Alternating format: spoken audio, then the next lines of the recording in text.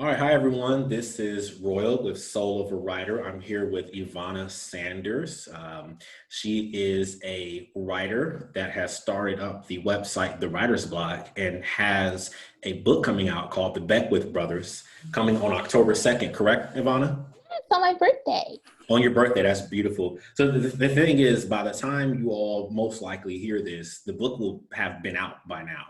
So definitely go pick that book up. She'll let you know where you can get it from. Go pick that book up. I've read the first chapter and it's pretty interesting. So Yeah. Ivana, how about you tell us a little bit about yourself, where you're from, and how you got into writing? Well, I have been writing. Well, thank you so much for this opportunity, Royal. And I've been writing since I was very young, and I've been creating stories since I was very young. Like I would play with my toys, and they would always have continuing, almost soap opera storylines. When I was like 8 years old, I think, up until like 12 or 14 or something, I was still playing with my dolls with my sister, and the storyline literally continued for years. It was like seasons. Wow.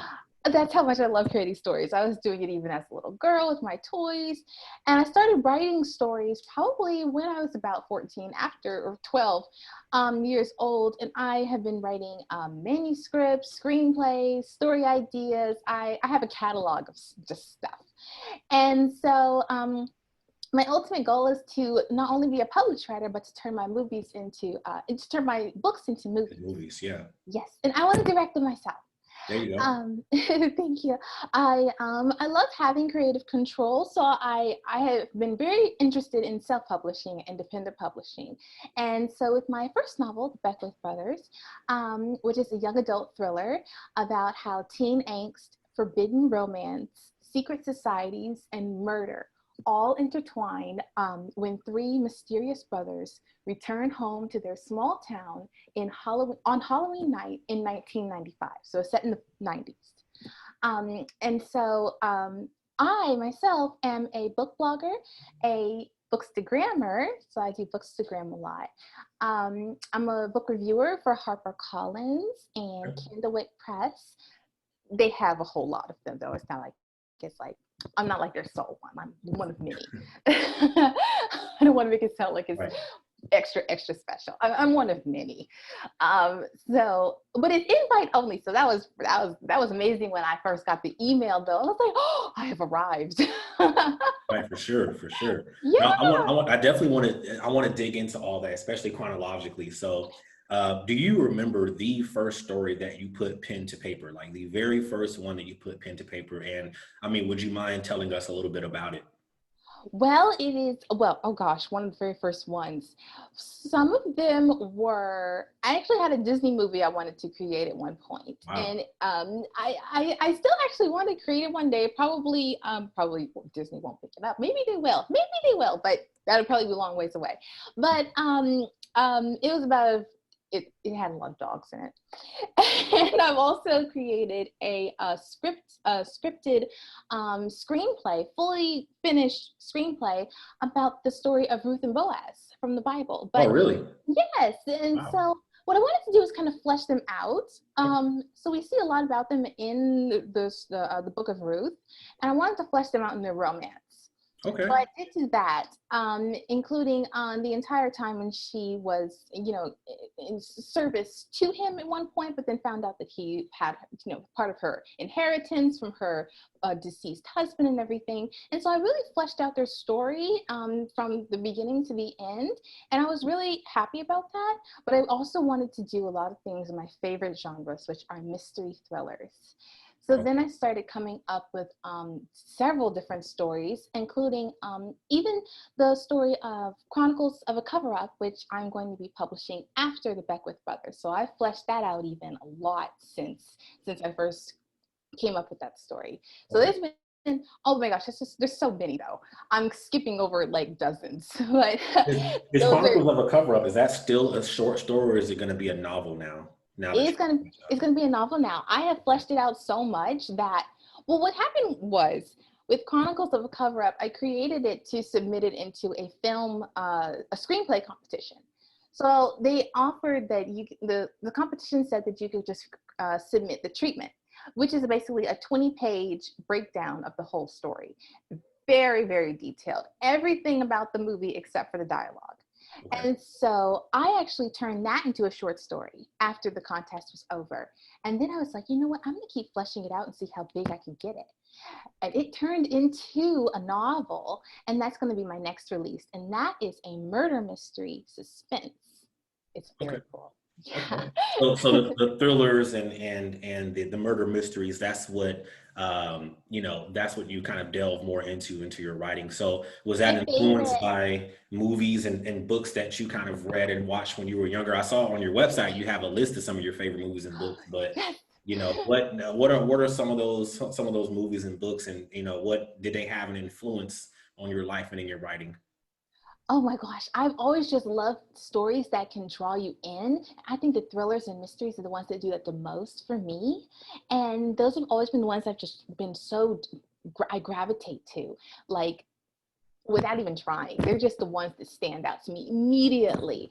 Any other genre I can watch and enjoy, but those are my favorite, thrillers and mysteries. And that's what I write the most. I love things that keep you guessing, keep you intrigued because it's like intense and you see there's something kind of a mystery to be solved. And I'm always the wheels in my brain are just turning when I'm watching this. Watching I them, get yeah. excited.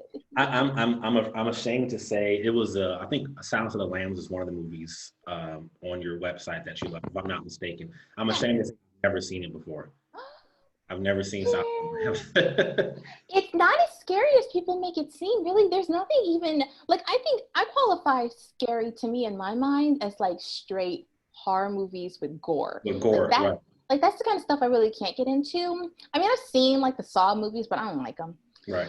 And so, but Silence of the Lambs is not like that. It's not even a horror movie. It's a suspense. Right. And it doesn't have gore. It doesn't have anything that's like especially frightening in it. It's the idea that he's a Idea, cannibal yeah, that makes yeah. it scary. But you never What's the see it. scariest movie? What's like, yeah, that. So Silence of the Lambs like the scariest, or what's the scariest movie that you've ever seen where it remained with you for days or for weeks after watching it? I was really disturbed by probably Hostel. Have you seen that? Yes. I Yeah. saw. I didn't even see the whole thing. I could not. I could not. Yeah. I could not. I saw like 10 minutes. It was on like late at night on like Yeah. HBO or something. And I was just flipping through the channels because I'm a night owl. I'm awake at any moment. And so I was flipping through the channels and I saw that and I was like, what's this? And I was like, oh no, I can't. I saw for like 5 minutes of something just horrifying Yeah. and I was done. That's the kind of stuff I can't do. Okay. So you would never write something like that. Oh God, no. Okay. No, no, You no. you have to have if you write that, you got a certain type of mindset, and people consume it, people like it. I don't blame anybody, that's fine, but it's not for you and it's not for me. I definitely have my limits. Your limits. Okay. Okay. That's my limits. Fair enough. So you spoke on having that creative control and being independent, and that's what this podcast is about. I interview independent authors who want that creative control. So, what have you ever seen something in your life that made you say, "No, I want to have control over everything"? Was there a catalyst for that, or it's just something that you just want to do? Period. There was a catalyst for it, sort of. At first, I wanted my necklaces is not hooked in correctly. I wanted to.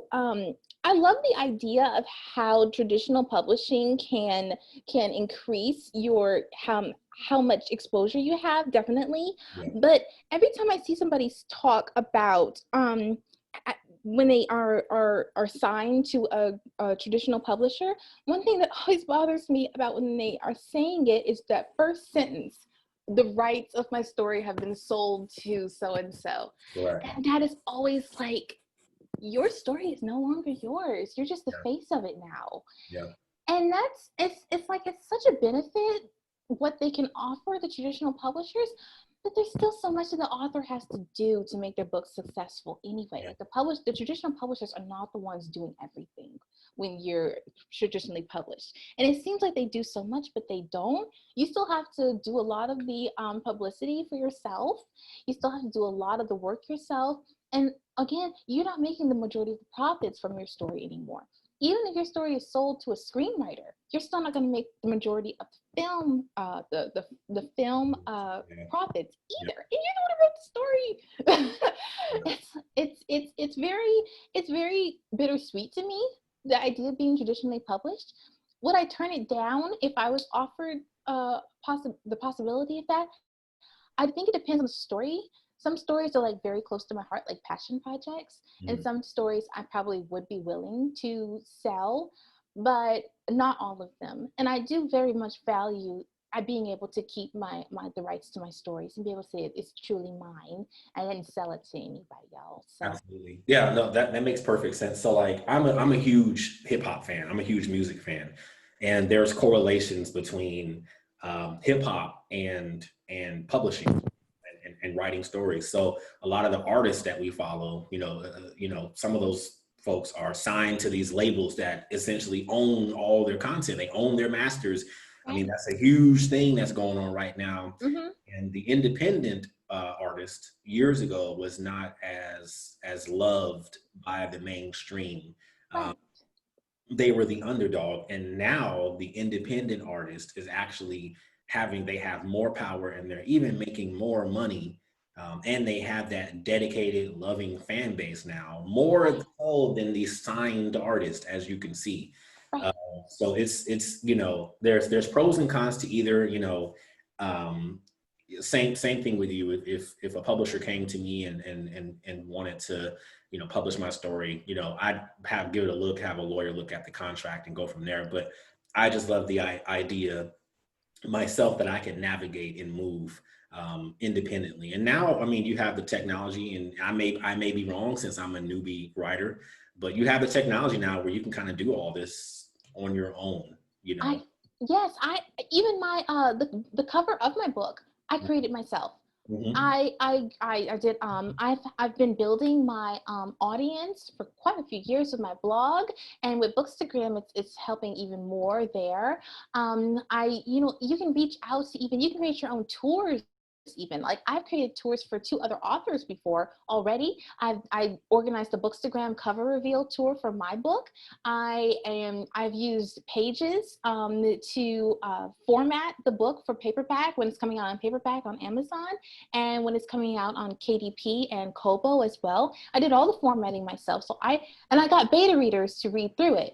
So I haven't had to actually purchase anything to do anything for this release. So everything has been done by me, and I'm really proud of that. And that's what I'm saying. It makes you more proud.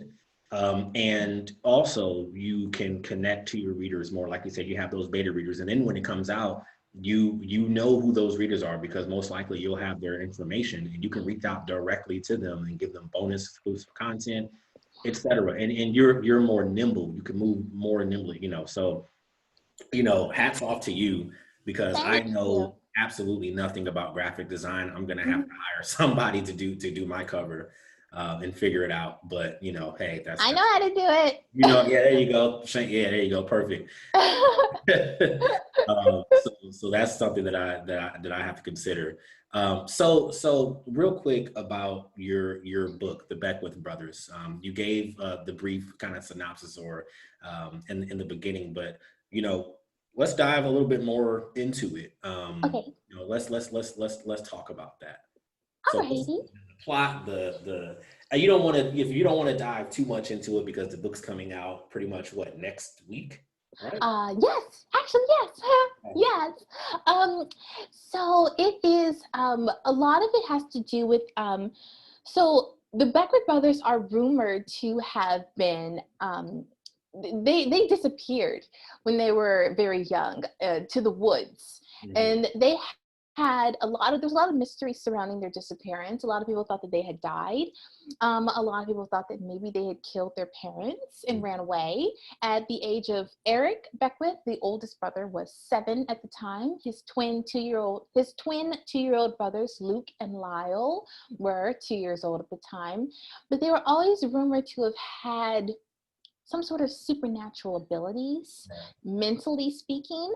Some people thought that they were able to control other people's minds. There was a lot of strange occurrences that happened before they disappeared. So it all adds to this mystery, this small town mystery in their town, Downers Grove. And so this myth of the mystery of the Beckwith brothers and the legend of the Beckwith brothers still lives on now 15 years later in 1995. And so now the whole town has changed. It's turned into this artsy, small town, cozy community. It's picturesque. It's like a Bookstagram post, a fall Bookstagram post, but made into a town. It's just that cute.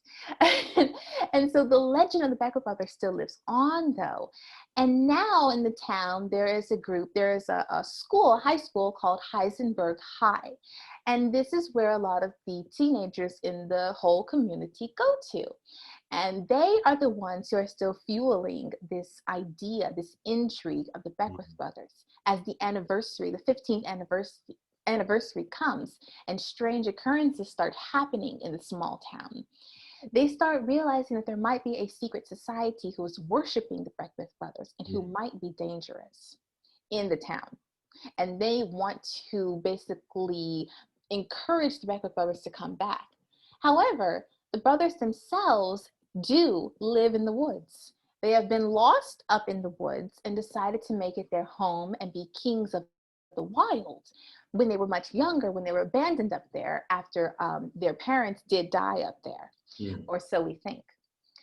And so while they do have a special ability, I won't say exactly what it is, they do have a special ability which allows them to realize that they need to basically, to be kings of the wild, to be kings of nature, to be the alpha males they actually want to be, like they see in Animal Kingdom, which they have come to rule in the forest. They realize that they need to have mates because alpha males spread their seed. That's what they think.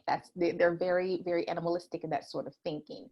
And so they realize they need to go back home to Downers Grove and find mates, life partners. And so when Halloween comes, all of this culminates into quite the spilling over of drama and suspense and a little bit of blood too. Wow. Okay. Yes. So the boys, that's the tagline, is the boys are coming home. That's the tagline for the book, right? Yes, the boys are coming home. Wow. Oh, yes. And the teenagers at Heisenberg High are the main characters of the teenage group is Sierra. Her name is Seraphim, like the Seraphim Angels. Sierra for short. Blake, Carmen Cameron, Danahue, and Willow Choi. So they are going to be the interests of the Beckwith brothers, and we follow them as their stories collide in the climax of this particular book. Do you see yourself in any of the characters that you wrote? Do you see yourself in Sierra or any other characters that you wrote? Definitely Sierra, because I think I found myself in a lot of all of them. Even the anti-heroes in the story, I think that a little bit of an author comes out in every part of their characters, whether it's, a dominant part of the author or it's a smaller part of the author. I think it comes out in all of the characters. I think I probably identify the most with Sierra. As a teenager, she sees what she wants to be in life, and she doesn't exactly know how to go after it. I think that's part of what I identify with the most for her. Because when I was younger, there were things that I wanted, like to be in publishing, to be in the arts. And I was like, well, how do I actually get there? How do I build that for myself? And then I started my blog. And so I think that's part of what I very much identify with about her. Okay. Okay, so talking a little bit about like strategy, how do you write? Are you just a free form writer, or did you start off like that, or do you do outlines? I'm trying to figure it out myself. So, what tactic do you use to write? Outline, outline, outline. That is what I do. I need basically every detail out on paper before I can start actually writing the story, because I need to feel like I have a guide basically to help me flow through. I feel like if I'm just kind of like waiting in the abyss of ideas and nothingness, I feel like I get lost. And so I like the idea of having the outline, and it really helps me. Like when I think it helps me go quicker too, because when I'm just Mm, working in the blind, I get I get distracted with little details. I'm like, because I'm not feeling organized in my head and my creativity. And I think especially even with Chronicles of a Cover-Up, having that 20-page film treatment that I created for it first, with every detail about the story, is what helped me novelize it so quickly. I finished writing the book for Chronicles of a Cover-Up in about a month's time. This is the quickest I've ever written anything. mm. But I think that because I had such a detailed guide, it just helped me to flow, because I knew specifically where it was going, what to do, where to flesh out, um, what to foreshadow, everything. And so I just can't work in the blind. No. Okay. That I mean that makes sense. Not to try to talk too much about myself, but I was kind of just free writing at first, and then I was like, let me try to write some of this stuff down and outline, beginning, middle, end, and it made it a little easier. So I appreciate that advice, and I'm going to try to continue that even with Absolutely. my own writing. So quick thing on this Bookstagram. So your Instagram is the novelette. Is it the novelette one? Correct? Yeah. Somebody else already had the novelette, so I had to do the novelette one. The novelette one. So I love how you do your setup, and even in your background right now. If our listeners, if you're just listening, you can't see it. If you're watching on YouTube, then we'll eventually put it on YouTube. You can see it. She has a lamp with flowers on top of it, and it's almost similar to the backgrounds on her Bookstagram. So, Yeah. what is the inspiration behind those backgrounds? I mean, how did you figure out that was going to be the standard backdrop of all of your Bookstagram posts? A lot of planning, because I was already familiar with Bookstagram already, and I had never participated in it. And so I saw different styles that people would do, because there's a certain style that people do on Bookstagram. It's either the flat lay design, or it's something called the book stack design, which means that you're basically making towers of books and you're building up. The flat lay is creating a flat design, basically, that you take a picture looking down on.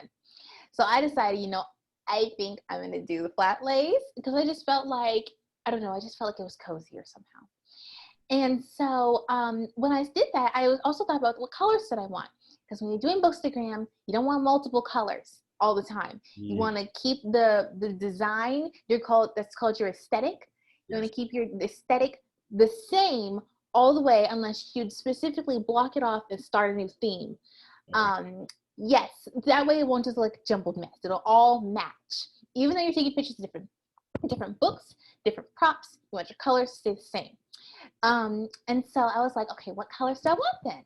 And I was like, I think I want something soft. I think I want something called a soft aesthetic. Mm, I knew I wanted to use aged paper, and I created my own aged paper. I took a few hours and I dyed some paper, and I wrote the first page of the Beckwith Brothers on the paper. yes.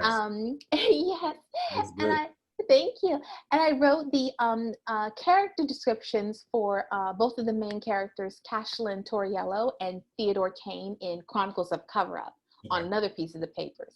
So my aged papers I created include little details about my stories on them and my pictures, which I thought was just a really cool little thing. And so, like personalizing it a little. And so I created some aged paper. I got gold accents to put in there, and I wanted a nice soft pink design. Yes. And so I came up with something that I call a vintage pink soft aesthetic. And that is the one that I've stuck to. It I've, looks I've, good. I think for different seasons, I might change some of the color, but if I do, I have to stay consistent with that too, so it'll be nice and matchy. I see that like even when you do your question of the day, you'd have like Mhm. an emoji that deals with either the season or like right now it's the fall leaf. That's what I Yes, know. Yeah. So I thought that was super cool. So thank you. on the writer's block, so your website, you have all types of services that you talk about. So editorial, book trailers. What made you want to get into book? I've never heard of a book trailer before prior to like a month ago or like Yeah. 2 weeks ago. So what goes into making a book trailer? Why is a book trailer so important? Oh, I think a book trailer is so amazing because it creates a visual, it provides a visual component to promoting books, which are just words on paper normally. Yeah. But then with a book trailer, it's like it brings it to life. It makes it into like this short film basically that promotes the book. And a lot of times when people do book trailers, it's just takeaway quotes, which is okay. But I wanted to do dream casting. I did dream casting in a lot of my book trailers that I create for people. And for myself, I did one for myself too. And so I'd like to do dream casting so you can basically see who you probably put as the actors of the stories in the book. And I use clips of those actors in other movies, other TV shows, and find ones that match what scenes I'm putting in the book trailer. I always put a customized soundtrack to it. And I started making my own music for some of them a little bit. And so yeah, it takes about 2 days to create to gather the material for each book trailer, what song I want to use, which clips I need to use, who I'm dream casting in the roles, and a few takeaway quotes. And then I can put it together like on the third day and go ahead and premiere it. So it takes me about 3 days. I think that's super cool. Like, especially in the days of social media where everything is video, you scroll on Instagram, you scroll on Twitter, Facebook, everything is video based. So if they see a book trailer and it has the link to the website where they can get it, they may be a little bit more interested rather than just seeing a wall of text. You Yes, know, with exactly. or they want to just see that trailer and that music going. So I think that's really cool. So Thank you. Something engaging. something, yeah, correct. Yes, it brings that engagement. You're 100% correct. So you have something coming out soon called correct me if I'm wrong, the Killer Thriller Anthology, correct? Yes, yes, Okay. that's Coming right. out Halloween, right? Yes, on Halloween. Okay. So what was the motivation behind that? And what is that exactly? What are we going to expect on Halloween night? So the Killer Thriller anthology is I was innocently inspired to put that together with several authors when I saw a tweet of somebody saying that basically this year we're not going to have Halloween. We're not going to have any of our holidays really, and how sad they were about that. And they said COVID, basically took even that experience away. I was like, okay, we can't do it physically, but as writers, we can take people places all the time through words. I was like, what if we all celebrate Halloween by putting together a Killer Thriller anthology to come out on Halloween? And that's how we can celebrate it. And then we can do this with other holidays too, even, depending on how long this lasts, which seems like it might be. I heard that the vaccine won't be ready until 2024. So this might be We a might be long in it for the term. long haul. Who knows? Yeah. Who knows? Yeah. So I was like, with the holidays are going to have to be different, but maybe authors can come together and celebrate holidays this way. So that's how I came up with it. And on Halloween night, so it'll debut on Amazon, KDP, and on Kobo. But letting you in on this, because this is kind of cool information, I'm organizing a because it's going to have a soft launch, basically. Okay. So after it premieres, we're still going to be doing promotions for it. And I'm organizing a Nightmare Before Christmas Bookstagram tour, Bookstagram review tour with 12 bookstagrammers, fellow bookstagrammers of mine, to do a Nightmare Before Christmas book review Bookstagram tour. So it's going to be on the 12 days of Christmas, a Nightmare Before Christmas Bookstagram tour of the anthology. Look at that. It's amazing that this community, everyone comes together in this community to put together their art, to put together their stories and release it. I love that. I do too. I love it. I'm really looking forward to the Killer Thriller anthology. most likely the podcast most likely it will be out, but prior to it coming out. But I think that's super cool. Thank you. Yeah. I look forward to adding your work to it. Yeah, thank you. I'm excited. I'm really excited for everything, and I'm excited to read everybody else's work as well. How many authors do you have so far right now? So far it is, I think the last count is 8 so far confirmed, but there are 4 others working on material right now, getting ready to submit. So it's going to come out to be about probably 12, maybe even 15 by the time it's over. So I'll just see how many more submissions I get, who gets approved. And what's the deadline for submissions? I put it October 15th, but if someone submits after then, I'll definitely read it. For sure. Okay. I mean, this is you have a lot of work getting ready to come out. This is super exciting. So you have the Beckwith Brothers, you have the Killer Thriller anthology, and then you said the Nightmare Before Christmas. You said the tour. The tour. Okay. The book tour, right? Book review tour. You're working. So what's on the horizon? 3 to 5 years out. Where do you kind of see yourself? Well, definitely Chronicles of a Cover-Up is going to be probably coming out. I wanted to do it Christmas Day, but I think that I want to stagger it a little bit further, maybe like New Year's 2021 for Chronicles of a Cover-Up. So then it'll be that. And then I still have another story I'm working on as well, but I'm also kind of juggling which ones I want to go for next. I also have 2 short stories that I've submitted into competitions, and I'll see if they get submitted or not. When those debut, that'll be in the spring. If I myself get accepted into other competitions I'm applying to. If those get approved, then those will be releasing in the spring, like March, April. And then if they don't get approved, I'm just going to release them myself. Yes. And I'm still working on more stories, and I'll just see, in 5 years from now, you said maybe 5 years from now, I would love to be producing a adaptation of Chronicles of a Cover-Up. Okay. Yeah. Okay. So we'll definitely, of course, we'll all be following you and staying in touch and watching your journey as you go. Thank you. I'm excited for you. Your audience is excited for you, and we're looking forward to seeing, what comes about. So, do you have any kind of closing remarks or anything that you want to kind of say or promote as we get ready to close out this very first podcast of Soul of a Writer? This is super exciting. I'm so excited for you. Congratulations. I'm happy to be the first. Yeah, the very first. Yeah, absolutely. Yay.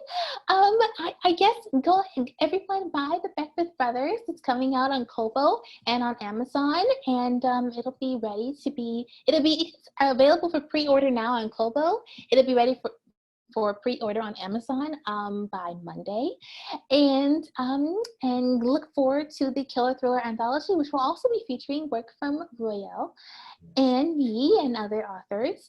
And look out also for Chronicles of a Cover-Up, which is a murder mystery suspense that'll be coming out either December or January. Okay. We are super excited. Thank you, Ivana, for coming on.